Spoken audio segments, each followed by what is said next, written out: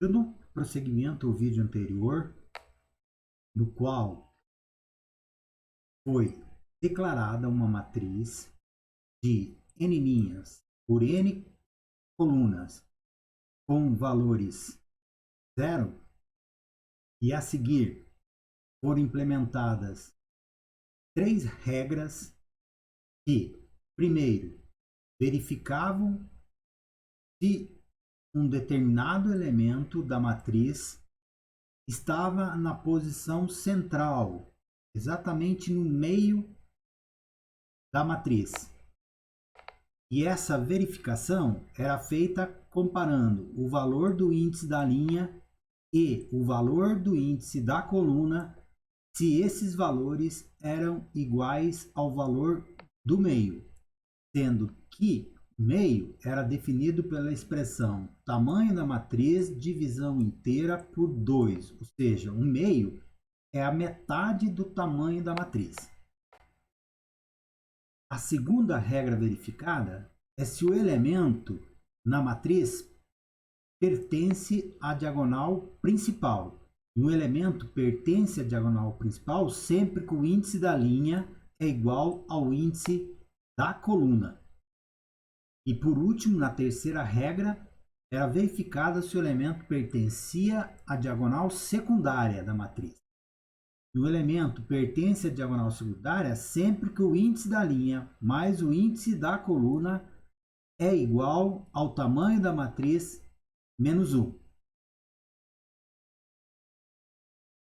Só que a gente pode perceber que o elemento que está no centro da matriz, vejam aqui, essa posição central só existe quando o tamanho da matriz for um valor ímpar, como neste caso, tamanho da matriz 5. Já numa matriz cujo tamanho é um valor par, como nesse caso 4, a gente percebe que não existe o ponto central, um elemento que fica exatamente no meio da matriz. Então a gente vai complementar esse código-fonte verificando se o tamanho da matriz é um valor ímpar ou não. Em outras palavras, só iremos aceitar o tamanho da matriz desde que ele seja um valor ímpar. Para isso, vamos fazer uso de uma estrutura de repetição do tipo while true. O que é o comando de repetição while true? Ele implementa um loop infinito. O que significa? Vamos testar aqui o código-fonte. Veja que ele está pedindo o tamanho da matriz. Eu forneço esse tamanho e veja que ele permanece de forma repetida no looping, pedindo novamente o tamanho da matriz. Eu volto a fornecer um tamanho para a matriz e veja que ele permanece. Então, esse looping, o looping de execução desse comando, ele é infinito. Ele vai ser executado infinitas vezes. Então, esse tipo de estrutura de repetição, ele é interrompido ou concluído a partir do momento que um comando que quebra esse loop infinito for executado. Então, aqui no código-fonte, a gente vai verificar a situação do resto da divisão de n por 2, se for igual a 1. Se sobra 1 na divisão de qualquer número por 2, significa que esse número é ímpar. Sendo ímpar, eu vou quebrar, break, quebrar essa estrutura de repetição infinita. Então, vejo aí, vou testar novamente.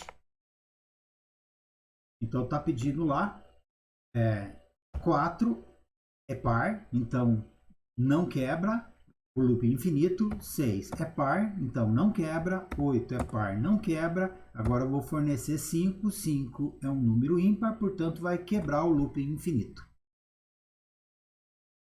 Vou também colocar aqui, ó, ou seja, se o valor não for ímpar, não vai quebrar o loop infinito e eu vou emitir uma mensagem de erro no dispositivo de saída, pedindo para que o usuário informe um valor ímpar.